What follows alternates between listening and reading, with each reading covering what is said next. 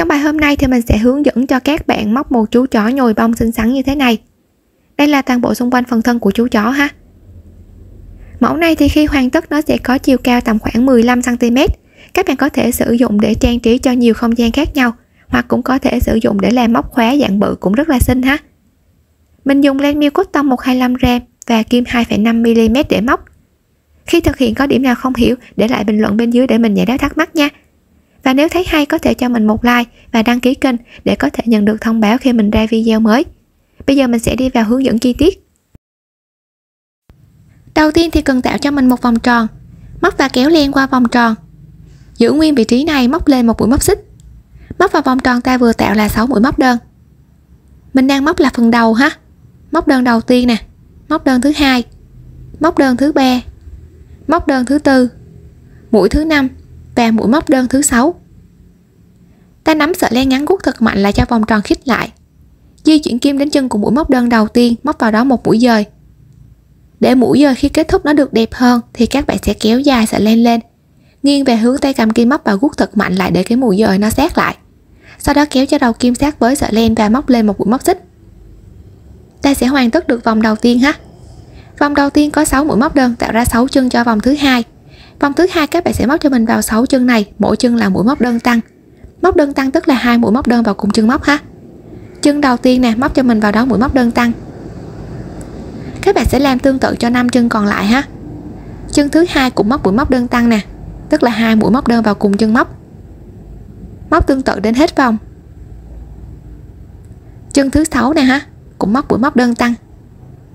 Khi móc đến cuối vòng thì ta sẽ tạo ra được tổng cộng là 12 mũi móc đơn. Kết thúc đâm vào chân đầu tiên, móc một mũi dời, guốc lại cho mũi dời sát lại và móc lên một mũi móc xích. Đến vòng móc kế tiếp thì ở vòng móc kế tiếp các bạn sẽ móc cho mình cụm móc như sau. Chân đầu tiên ta sẽ móc một mũi móc đơn. Được mũi móc đơn vào chân đầu tiên thì chân thứ hai sẽ móc mũi móc đơn tăng. Như vậy là ta sẽ tạo ra được cụm móc như thế này. Một móc đơn, sau đó là móc đơn tăng. Móc tương tự cụm này cho các chân móc còn lại cho đến hết vòng. Một mũi móc đơn vào chân kế bên. Móc đơn tăng sẽ vào chân kế tiếp ha. Ta được cụm móc thứ hai nè, sau đó móc cho đến hết vòng. Khi móc đến cuối vòng này, hai chân cuối cùng cũng tạo cho mình được cụm cuối cùng ha. Một móc đơn, sau đó móc đơn tăng sẽ nằm ở chân cuối cùng. Như vậy là khi hoàn tất được vòng này mình sẽ tạo ra được tổng cộng là 6 cụm móc liên tiếp, tăng thêm được 6 mũi cho vòng này ha.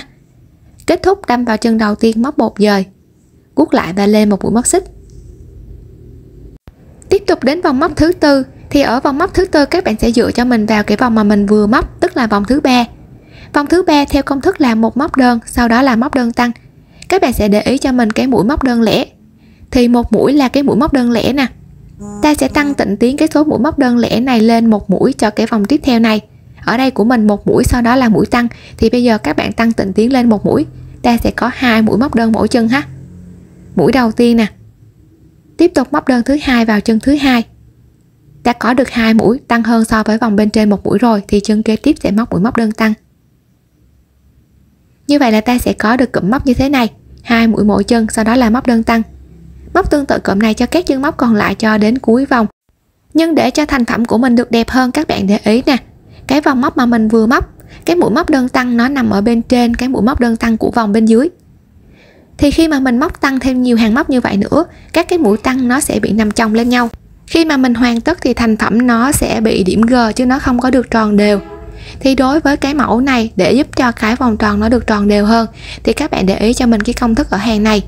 Cái số mũi móc đơn lẻ đang là 2 mũi thì 2 mũi là số chẵn. Các bạn sẽ đảo công thức cho mình ở cái vòng này. Đảo công thức thì mình sẽ chia đôi cái số mũi móc đơn lẻ ra. Ta sẽ chia đôi ra và mình bê cái mũi móc đơn tăng vào chính giữa. Thì khi đảo công thức các bạn sẽ đảo cho mình như sau ha. Ta sẽ móc một mũi móc đơn trước nè. Sau đó chân kế tiếp sẽ móc mũi móc đơn tăng. Sau đó sẽ làm một mũi móc đơn vào chân kế tiếp. Như vậy là khi đảo công thức mình sẽ có được cụm móc như thế này ha. Một móc đơn nè, sau đó là móc đơn tăng và một móc đơn. Cộng lại mình cũng có 2 mũi mỗi chân, sau đó là mũi tăng. Thì lúc này cái mũi tăng nó sẽ nằm so le với nhau chứ nó không có bị nằm chồng lên nhau ha, giúp cho vòng tròn của mình nó sẽ tròn đều hơn.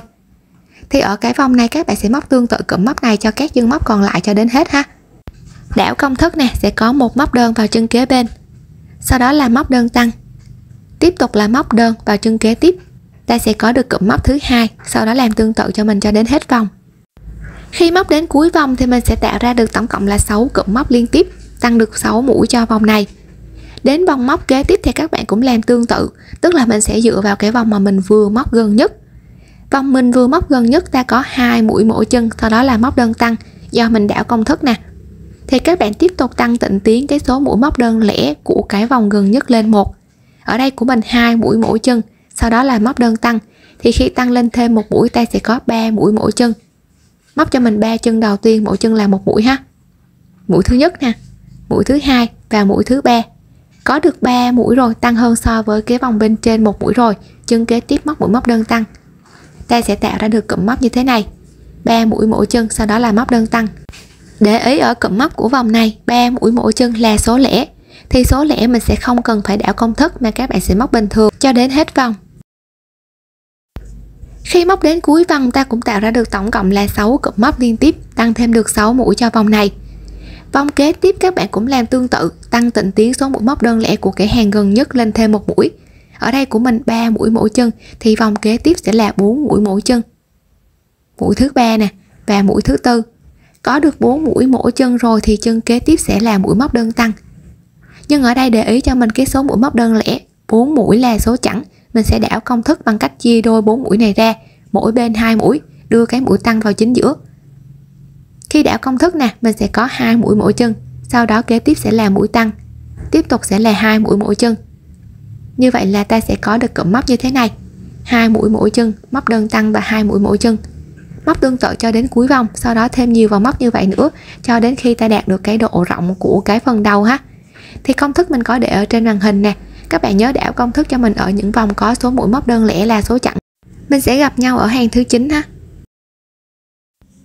Sau khi đã móc cho mình đến hàng thứ 8 thì mình có cụm móc là 6 mũi mỗi chân, sau đó là móc đơn tăng và mình đảo công thức cho nên ta sẽ có được cụm móc là 3 mũi mỗi chân, móc đơn tăng và 3 mũi mỗi chân ha.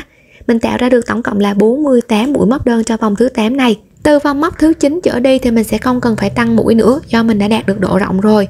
Các bạn sẽ móc cho mình mỗi chân là một mũi móc đơn. Ta có 48 mũi móc đơn vào 48 chân nè. Móc tương tự cho đến hết cái hàng thứ 9 này và các bạn sẽ móc thêm cho mình nhiều hàng móc tương tự như vậy nữa cho đến khi ta đạt được cái độ sâu của cái phần đầu. Mình sẽ móc đến hàng thứ 18 và ta sẽ gặp nhau ở hàng 19 ha.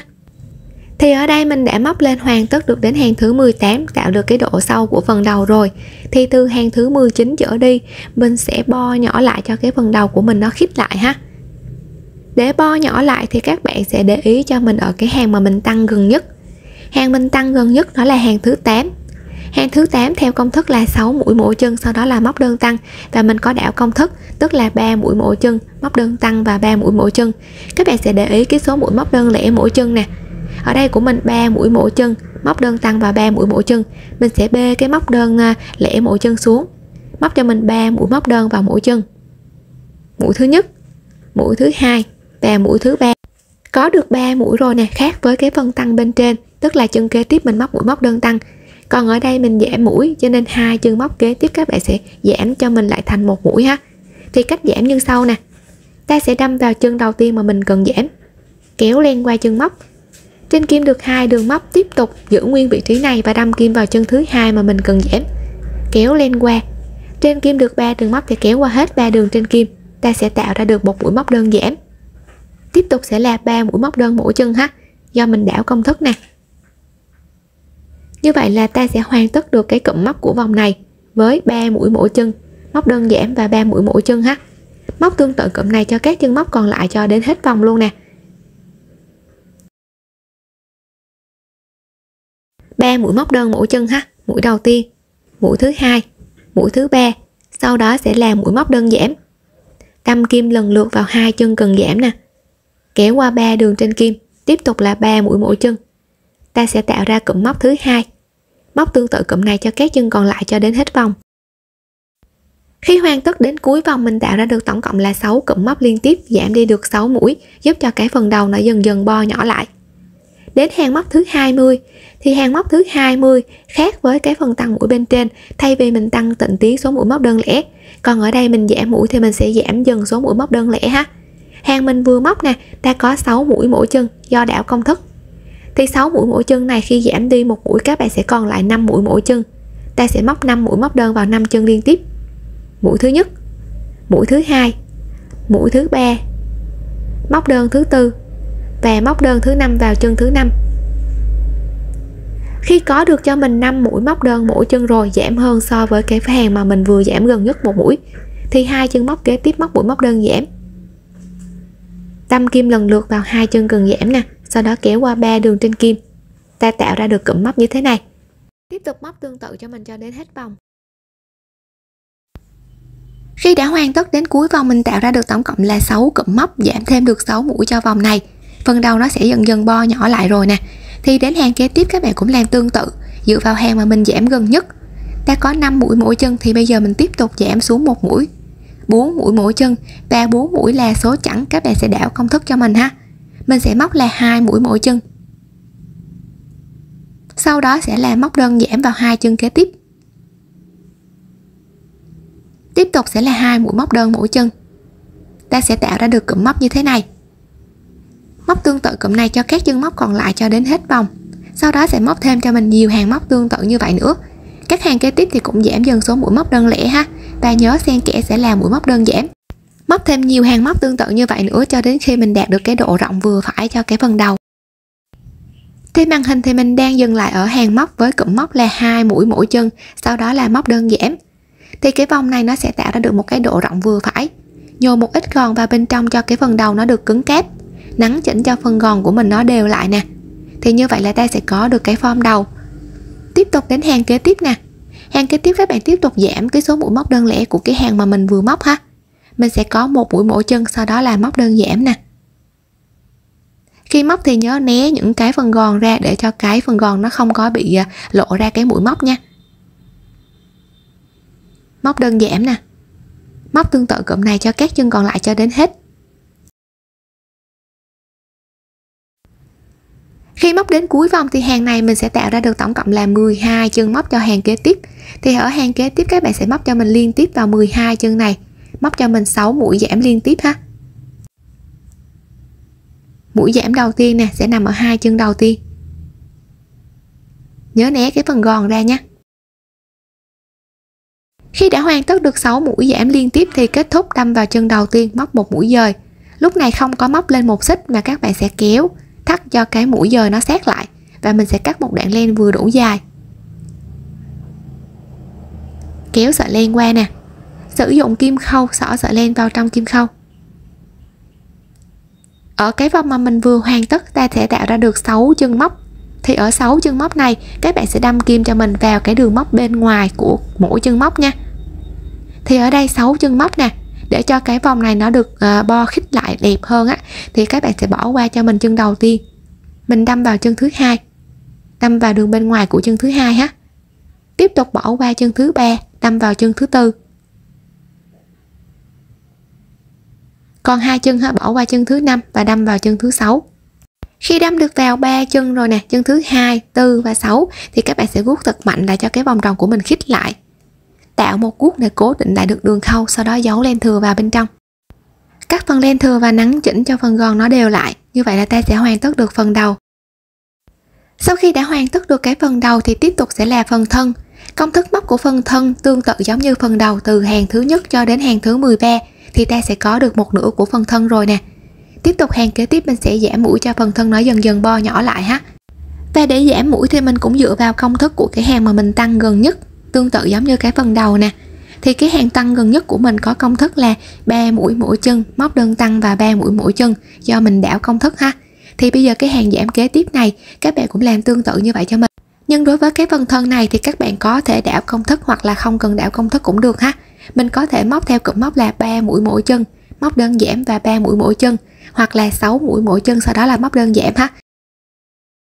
Ở đây nếu đảo công thức thì ta sẽ có 3 mũi mỗi chân, sau đó hai chân kế tiếp móc mũi móc đơn giảm. Và tiếp tục là 3 mũi mỗi chân. Ta sẽ tạo ra được cụm móc như thế này. Các bạn tiếp tục móc tương tự cụm này cho các chân móc còn lại cho đến hết vòng. Sau khi móc đến cuối vòng, mình sẽ tạo ra được tổng cộng là 6 cụm móc liên tiếp, giảm đi được 6 mũi cho vòng này, tạo ra được 42 chân móc cho hàng kế tiếp. Thì hàng thứ 15 và hàng thứ 16 kế tiếp, các bạn sẽ móc cho mình mỗi chân là một mũi móc đơn, ta sẽ không cần phải giảm mũi ha. Mình sẽ có 42 mũi móc đơn vào 42 chân cho hàng thứ 15 và 16 nè. Mỗi chân cứ móc một mũi móc đơn ha. Móc cho đến hàng thứ 16 và ta sẽ gặp nhau ở hàng thứ 17. Như vậy là ta sẽ có được hai hàng móc đều nè, tạo cho cái phần thân nó có được một cái độ giảm vừa phải.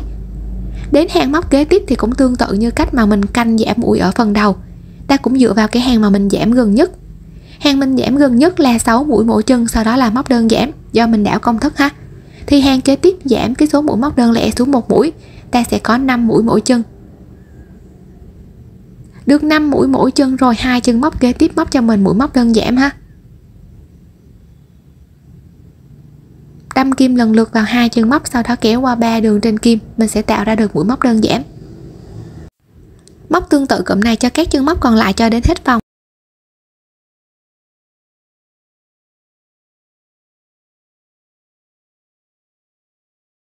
Sau khi móc đến cuối vòng, mình cũng tạo ra được tổng cộng là 6 cụm móc liên tiếp, giảm đi được 6 mũi, sẽ tạo ra 36 chân cho hàng kế tiếp.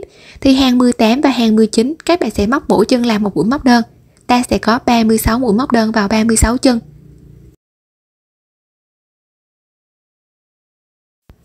Khi hoàn tất cho mình được đến hàng thứ 19 thì hàng thứ 20 các bạn tiếp tục giảm mũi ha. Các bạn có thể hiểu công thức móc ở phần thân này, một hàng giảm thì hai hàng móc đều, một hàng giảm thì hai hàng kế tiếp sẽ móc đều ha. Các bạn sẽ móc cho mình đến hàng thứ 23 với cụm móc là 3 mũi mỗi chân, sau đó là móc đơn giảm. Những bạn nào mà không xác định được thì mình có để công thức ở trên màn hình ha. Các bạn có thể dựa vào công thức và mình móc cho đến khi cái phần thân của mình nó bo nhỏ dần lại. Sau khi đã hoàn tất cho mình được phần thân thì bây giờ mình sẽ hướng dẫn khâu cái phần thân này vào phần đầu. Phần đầu thì mình sẽ khâu ở những hàng móc mà mình móc giảm mũi nha. Đây là cái vòng tròn mà mình bo khít lại nè. Thì giờ ra cho mình ha. Giờ ra cho mình là cái hàng bo khít. Tiếp tục hàng thứ nhất, hàng thứ hai và hàng thứ ba. Thì ở cái hàng thứ ba này các bạn sẽ khâu cho mình vào những cái chân móc giữa hàng thứ ba và thứ tư. Cách đâm kim của cái phần đầu là mình sẽ đâm kim vào hai chân móc nằm ngang của một hàng móc. Chân mà mình vừa đâm kim lên thì tiếp tục đâm xuống và đâm kim ngang qua chân kế tiếp. Tiếp tục ha, chân vừa đâm kim lên nè thì đâm xuống và đâm kim ngang qua chân kế tiếp. Thì đây sẽ là cách mà mình đâm kim ở phần đầu. Còn cách đâm kim ở phần thân thì mình sẽ đâm kim từ ngoài vào trong từng cái chân móc sát với nhau. Đây, chân đầu tiên ha, thì tiếp tục là chân thứ hai, đâm từ ngoài vào trong nè. Chân thứ ba ha, cứ làm tương tự như vậy cho mình nè. Thì các bạn sẽ xác định cho mình cái điểm mà mình vừa kết thúc ở cái hàng móc phần đầu với cái điểm kết thúc ở cái phần thân. Mình sẽ đưa hai cái điểm này chạm vào với nhau. Đây là cái vòng đầu tiên, vòng thứ hai và vòng thứ ba. Thì giữa vòng thứ ba và vòng thứ tư ha, đâm kim vào hai đường móc nằm ngang. Tiếp tục cái phần thân thì đâm vào chân đầu tiên, đâm từ ngoài vào trong. Phần đầu thì chân vừa đâm kim lên thì đâm xuống và đâm ngang qua chân kế tiếp, kéo lên. Tiếp tục phần thân thì đâm từ ngoài vào trong chân kế tiếp. Phần đầu thì chân vừa đâm kim lên, đâm xuống và đâm ngang chân kế bên. Khi các bạn khâu như vậy cho mình khoảng tầm 2 cho đến 3 mũi thì rút thật mạnh lại để đừng khâu sát lại. Và mình sẽ khâu tương tự cho đến hết vòng. Như vậy là ta sẽ khâu hoàn tất được cái phần đầu với phần thân lại với nhau. Giấu cái sợi len thừa vào bên trong ha.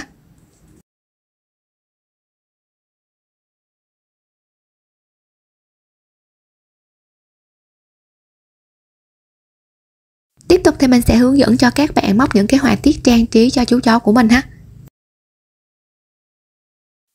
Đầu tiên thì sẽ là cái phần mắt. Đối với phần mắt thì các bạn sẽ móc cho mình 4 vòng móc. Cách móc tương tự giống như cái công thức ở phần đầu. Vòng đầu tiên với 6 mũi đơn, vòng thứ hai với 6 mũi tăng, vòng thứ ba 6 cụm móc, một đơn và một tăng, và vòng thứ tư với cụm móc là một đơn, một tăng và một đơn. Ta sẽ tạo ra được cái độ rộng cho phần mắt ha. Thì phần mắt mình sẽ dùng keo và mình đính cố định trên cái phần đầu nè. Khi hoàn tất được mắt rồi, tiếp tục mình sẽ móc cái phần mũi. Thì ở đây mình cũng đã hoàn tất được cái phần mũi của chú chó. Công thức móc phần mũi thì 4 vòng đầu tiên nó sẽ tương tự giống như cái phần mắt ha. Ta cũng tạo ra được cái độ rộng như thế này. Phần mắt và phần mũi sẽ có cái độ rộng ngang như nhau.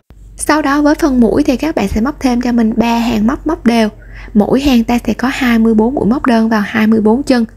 Mình sẽ tạo ra được cái độ sâu cho phần mũi nè. Thì khi kết thúc cắt một đoạn len vừa đủ dài để mình sử dụng mình khâu vào trong phần đầu ha. Khi khâu thì nhớ nhồi gòn vào bên trong nè, ta sẽ có được phần mũi. Bây giờ mình sẽ tiếp tục móc phần tai. Tạo cho mình một vòng tròn, móc và kéo len qua vòng tròn. Giữ nguyên vị trí này, móc lên một mũi móc xích. Móc vào vòng tròn ta vừa tạo 6 mũi móc đơn. Móc đơn đầu tiên nè, mũi thứ hai, móc đơn thứ ba, móc đơn thứ tư, móc đơn thứ năm, móc đơn thứ 6. Hoàn tất được 6 mũi rồi, guốc lại cho vòng tròn sát lại. Đâm vào chân đầu tiên móc một mũi dời. Khi kết thúc mũi dời thì nhớ guốc lại cho mũi dời sát lại. Móc lên một mũi móc xích. Đến vòng móc thứ hai thì ta sẽ có 6 chân của vòng đầu tiên. Vòng thứ hai móc theo công thức như sau. Móc cho mình 2 chân đầu tiên, mỗi chân làm một mũi móc đơn. Móc đơn đầu tiên vào chân đầu tiên nè. Móc đơn thứ hai vào chân thứ hai. Khi đã có được 2 mũi móc đơn mỗi chân rồi thì chân kế tiếp sẽ móc mũi móc đơn tăng. Mình sẽ tạo ra được cụm móc như thế này, 2 mũi mỗi chân, sau đó là móc đơn tăng. Móc tương tự cụm này cho các chân còn lại cho đến hết ha. Thì mình sẽ còn 3 chân móc, 3 chân đó các bạn cũng móc cho mình một cụm tương tự. 2 mũi mỗi chân, sau đó móc đơn tăng sẽ nằm ở chân cuối cùng. Như vậy là khi kết thúc vòng thứ hai này mình sẽ tạo ra được tổng cộng là 2 cụm liên tiếp, tăng thêm được 2 mũi cho vòng này. Kết thúc vòng nè. Móc lên một mũi móc xích. Từ cái vòng móc thứ ba thì cách tăng nó cũng tương tự giống như phần đầu, mình sẽ dựa vào cái hàng mà mình vừa móc, ta sẽ tăng tịnh tiến cái số mũi móc đơn lẻ của cái hàng mà mình vừa móc lên 1. Thì ở đây của mình là 2 mũi mỗi chân nè. Các bạn tăng tịnh tiến lên 1 mũi thì ta sẽ có là 3 mũi mỗi chân. Mũi đầu tiên vào chân đầu tiên. Tiếp tục móc đơn thứ hai. Móc đơn thứ ba. Có được 3 mũi mỗi chân tăng hơn so với vòng gần nhất 1 mũi thì chân kế tiếp sẽ móc mũi móc đơn tăng. Ta sẽ tạo ra được cụm móc như thế này ha. 3 mũi mỗi chân, sau đó là móc đơn tăng. Tiếp tục móc thêm một cụm móc nữa cho các chân móc còn lại. 3 mũi mỗi chân nè, lúc này mình sẽ còn lại 4 chân móc ha. Móc đơn thứ hai, móc đơn thứ ba và mũi móc đơn tăng sẽ nằm ở chân cuối cùng.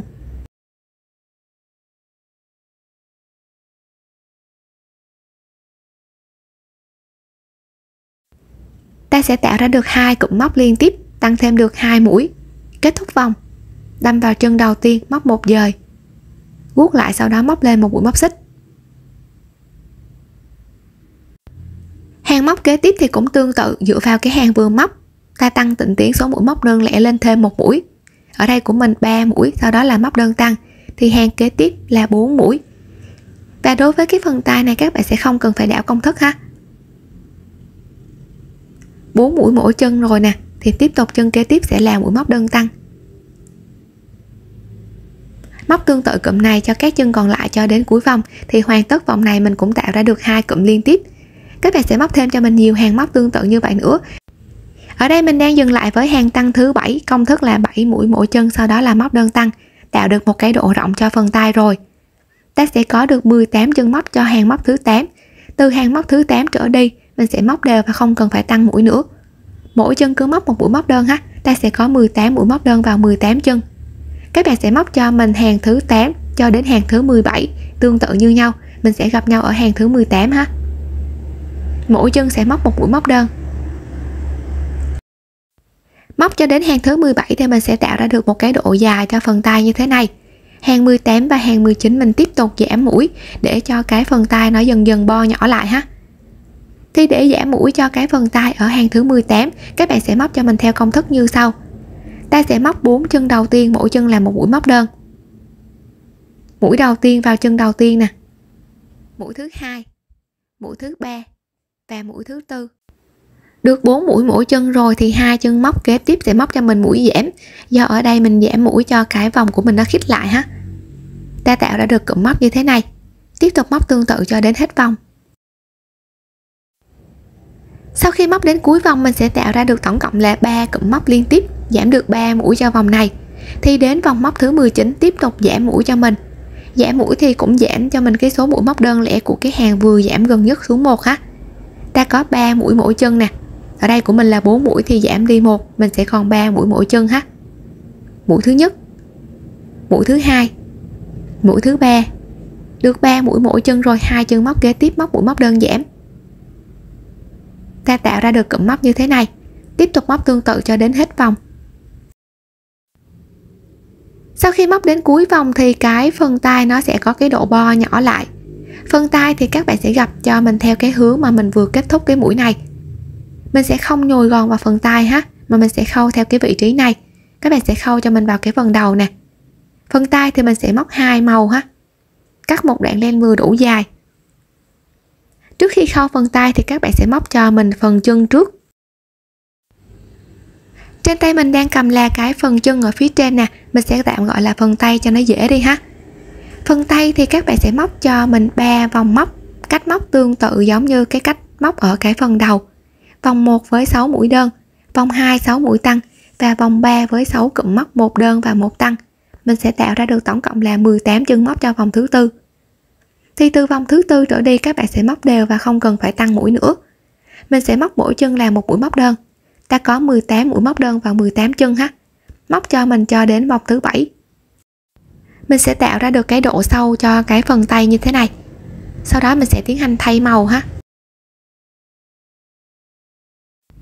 Khi mình đã hoàn tất được đến hàng thứ 7 của cái phần tay rồi thì hàng thứ 8 các bạn sẽ thay màu để mình tạo điểm nhấn cho cái phần tay. Thì cái hàng thứ 7 này khoan hãy kết thúc vòng là ở cái mũi đơn cuối cùng của hàng thứ 7. Mình sẽ kéo dài cái mũi móc lên. Ta để ý đây là cái mũi đơn cuối cùng, nó có một cái đường móc phía bên ngoài và một cái đường nằm thẳng của chân mũi đơn này. Đâm kim vào 2 cái đường móc như thế này, đưa cái sợi len cần thay ra phía sau, chừa một đoạn vừa đủ dài ha. Đưa ra phía sau nè, sau đó mình sẽ kéo cái sợi len mà mình vừa thay qua 2 đường móc trên kim. Lúc này ta mới kết thúc vòng. Đâm vào chân đầu tiên, móc một mũi dời. Nhớ guốc lại cho mũi dời sát lại ha. Sau đó móc lên một mũi móc xích. Như vậy là ta đã thay được màu cho cái phần tay rồi nè. Cái mũi màu nâu mình không cần dùng nữa, nắm sợi len dài guốc lại cho cái mũi nó sát lại.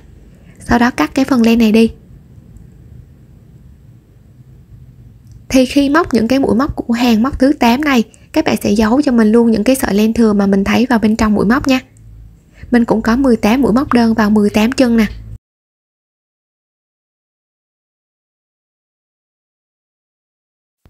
Khi móc đến cuối vòng thì cũng kết thúc, đâm vào chân đầu tiên móc một dời, guốc lại và lên một mũi móc xích. Hàng móc thứ 9 thì các bạn sẽ giảm mũi cho cái phần tay nó bo nhỏ lại một chút xíu ha. Đây là cái phần tay nó sẽ bo nhỏ dần lại nè. Thì đến hàng thứ 9 này các bạn sẽ móc cho mình theo công thức như sau. Ta sẽ móc 4 chân đầu tiên, mỗi chân làm một mũi móc đơn. Móc đơn đầu tiên vào chân đầu tiên. Móc đơn thứ hai. Móc đơn thứ ba. Và móc đơn thứ tư vào chân thứ tư. Có được 4 mũi rồi, 2 chân móc kế tiếp sẽ móc cho mình mũi móc đơn giảm ha. Do ở đây mình giảm mũi cho nó bo nhỏ lại nè. Ta sẽ tạo ra được cụm móc như thế này, 4 mũi mỗi chân, sau đó là móc đơn giảm. Móc tương tự cụm này cho các chân móc còn lại cho đến hết vòng.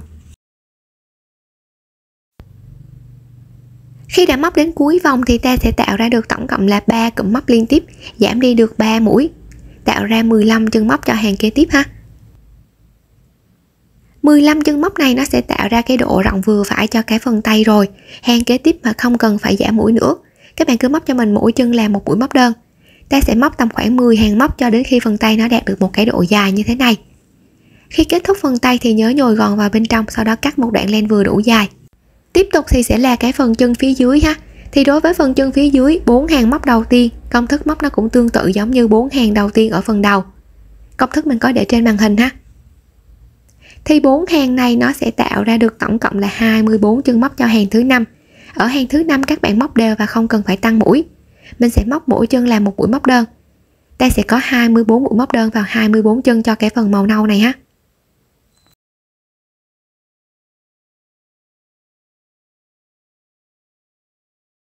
Thì đối với cái phần chân ở phía dưới mình sẽ dừng lại ở 5 hàng móc tạo được cái màu nâu như thế này. Hàng kế tiếp mình sẽ thay màu trắng.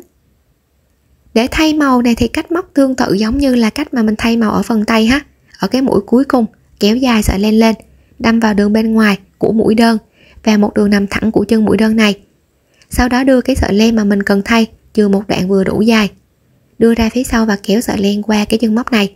Lúc này mới kết thúc vòng nè, đâm vào chân đầu tiên, móc một dời, guốc lại cho mũi dời sát lại ha, móc lên một mũi móc xích.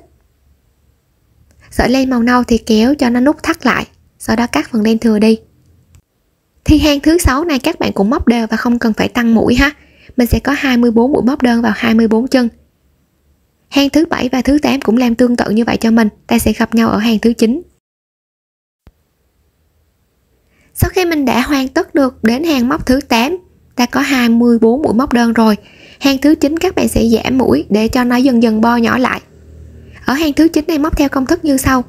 Các bạn sẽ móc cho mình 6 chân đầu tiên, mỗi chân là một mũi móc đơn.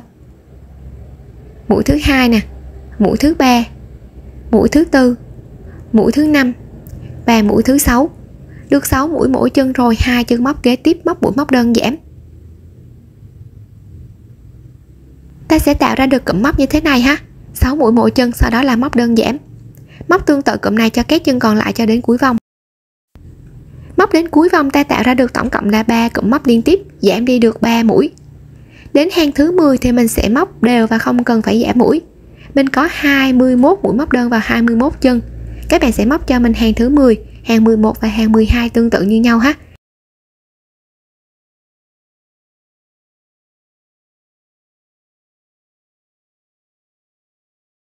Khi đã hoàn tất được 3 hàng móc đều thì hàng kế tiếp tục giảm mũi. Phần chân này thì cũng giống tương tự như là cái phần thân thôi, nhưng mà khác với cái phần thân.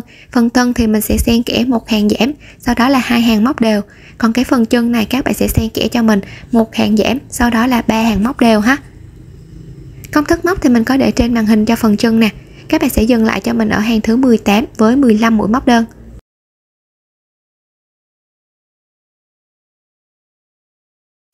Như vậy là mình đang tạo ra được cái độ rộng và cái độ sâu cho cái phần chân ở phía dưới nè.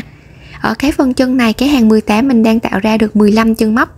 Nó sẽ có được một cái độ rộng như thế này. Các bạn sẽ nhồi gòn vào bên trong, sau đó mình sẽ chập theo cái chiều mà mình đang móc. Mình có 15 chân móc thôi thì các bạn bỏ qua chân đầu tiên, đâm vào chân thứ 2.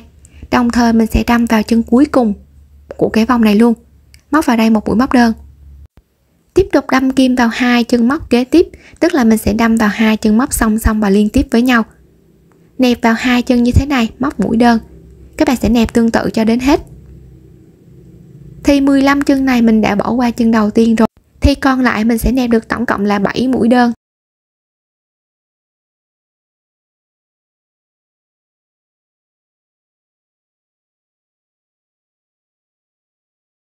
Ta sẽ có được cái phần chân như thế này. Kết thúc thì móc lên một xích, sau đó cắt một đoạn len vừa đủ dài. Ta hoàn tất được phần chân phía dưới ha. Lưu ý là khi các bạn hoàn tất cái phần chân phía dưới, nhớ mình nhồi gòn ít thôi, đừng có nhồi quá nhiều để cái phần chân nó được mềm mại nhé. Tiếp tục thì sẽ là cái phần đuôi. Đối với phần đuôi thì công thức móc 3 hàng móc đầu tiên tương tự giống như phần đầu. Công thức mình có để trên màn hình ha. Khi đã hoàn tất được độ rộng của phần đuôi với 3 hàng móc tăng rồi, các bạn tiếp tục móc thêm cho mình 3 hàng móc đều, tức là phần đuôi mình sẽ tạo ra được tổng cộng là 6 hàng móc. Khi hoàn tất thì nhớ cắt một đoạn len vừa đủ dài, sử dụng đoạn len này để mình khâu phần đuôi vào. Bây giờ mình sẽ hướng dẫn cho các bạn cách khâu các cái bộ phận vào ha. Để cho cái phần thân của chú chó khi mình hoàn tất nó được cân đối hơn, thì sau khi các bạn khâu cho mình cái phần thân vào trong đầu rồi, mình sẽ tiến hành khâu cái phần chân dưới trước ha. Thì ở cái phần chân này khi mình nẹp tạo ra được 7 mũi móc đơn. Từ vòng tròn đầu tiên của cái phần thân, mình sẽ đâm kim vào cái chân móc giữa hàng đầu tiên với hàng thứ 2. Và mình sẽ khâu bắt đầu từ đây ha. Ở đây mình đã khâu sẵn một chân rồi nè. Thì mình sẽ khâu lần ra các cái hàng móc kế tiếp tính từ cái vòng đầu tiên. Khi mà các bạn khâu cái chân đầu tiên thì rất là đơn giản, mình sẽ khâu thẳng hàng với lại cái hàng móc mà mình đang móc. Còn đến cái phần chân thứ 2, khi mà các bạn hoàn tất cho mình được cái phần khâu chân đầu tiên rồi, ở cái phần chân thứ 2, khi mà mình đưa vào cái phần chân này nè, các bạn sẽ so sánh cho mình với cái phần chân đầu tiên mà mình vừa khâu. Khi so sánh cái phần chân đầu tiên mà mình vừa khâu nè, thì nó sẽ có một cái góc nghiêng tầm khoảng 150 cho đến 160 độ từ cái vòng này ha. Nó sẽ có cái góc nghiêng như thế này để cho cái phần chân của mình nó được đẹp hơn. Khi đã xác định được cái góc nghiêng của hai chân rồi thì các bạn sẽ lần lượt khâu nè. Đây là cái vòng tròn đầu tiên thì đâm kim vào cái chân móc giữa vòng đầu tiên với vòng thứ hai. Sau đó đâm vào chân đầu tiên của phần chân ha. Tiếp tục nè, mình sẽ tạo ra một cái góc nghiêng tầm khoảng 150 cho đến 160 độ.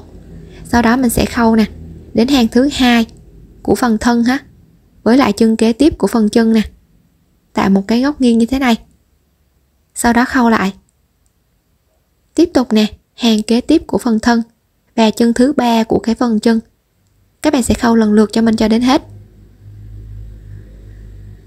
Khi đã khâu được đến hết rồi, ở chân cuối cùng mình sẽ khâu khoảng tầm 2 lần để cho mình cố định lại được cái đường khâu. Như vậy là ta sẽ có được cái vị trí khâu của hai chân rồi. Và để cho cái phần chân của mình được cố định dôi ra phía trước, các bạn tiếp tục khâu cho mình ở cái phần mặt trong của chân. Ta sẽ lật cái mặt trong ra và mình sẽ khâu theo cái vị trí tam giác như thế này. Các bạn sẽ đâm kim vào các cái chân móc tương ứng với nhau và mình khâu tam giác ở cái phần chân để cái phần chân nó cố định với phần thân hơn ha. Mình sẽ ướn chân vào những cái chân móc tương đương với nhau nè. Sau đó các bạn sẽ khâu dần cho mình tương tự hai chân như vậy luôn ha.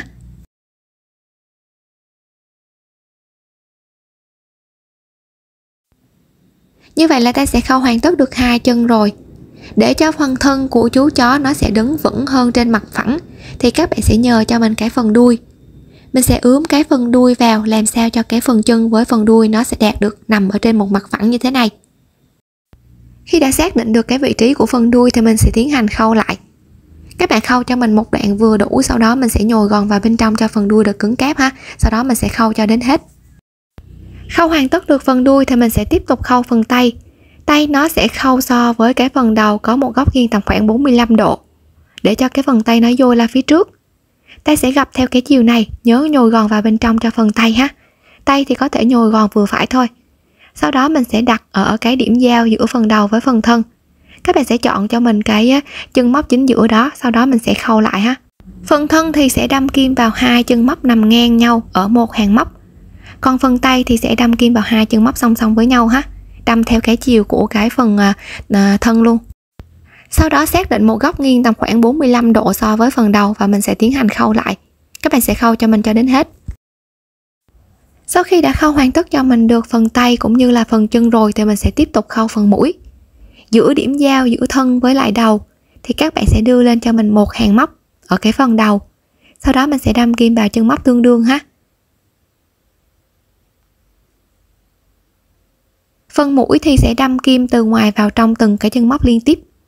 Còn phần đầu thì sẽ đâm kim vào những cái vị trí tương đương. Các bạn sẽ khâu cho mình cho đến hết vòng. Khi khâu đến hết thì nhớ mình nhồi gòn vào bên trong cho phần mũi được cứng cáp. Đến phần tay thì ở đây mình đã khâu sẵn một tay rồi nè. Cách khâu tay, các bạn sẽ dựa cho mình vào cái phần đầu. Đây là vòng đầu tiên. Tiếp tục đến vòng thứ hai và vòng thứ ba. Thì mình sẽ đâm kim từ chân móc giữa vòng thứ ba và vòng thứ tư xuống giữa vòng thứ tư và vòng thứ năm. Đây, mình sẽ đâm kim như thế này cho cái phần đầu ha. Còn đối với cái phần tay thì gập theo cái chiều mà mình vừa kết thúc đây. Mình sẽ so sánh hai cái tay nó nằm song song với nhau. Sau đó mình sẽ đâm kim nè. Phần đầu thì đâm từ trên xuống dưới vào từng cái hàng móc. Còn phần tay thì sẽ đâm kim vào hai chân móc song song với nhau. Khâu lại. Tiếp tục ha. Các bạn sẽ khâu tương tự như vậy cho mình cho đến hết. Kế tiếp thì mình sẽ tiến hành đến cố định cái phần mắt. Mắt thì các bạn có thể sử dụng keo nến hoặc là kim khâu. Mình sẽ khâu cố định cái phần mắt này nằm ở phía bên trên mũi.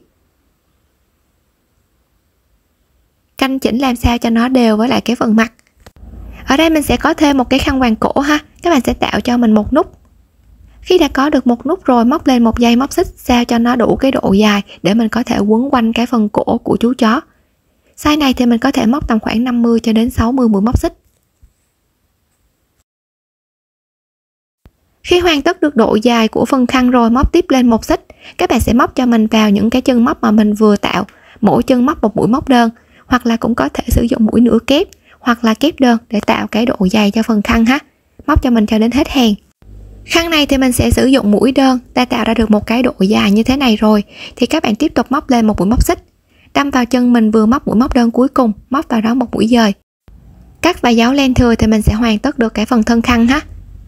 Các bạn sẽ cột cho mình cái phần khăn này vào phần cổ nè, thì phần khăn này cũng giúp cho cái phần tay nó nằm sát với phần thân hơn, nó không có bị dở lên phía trên.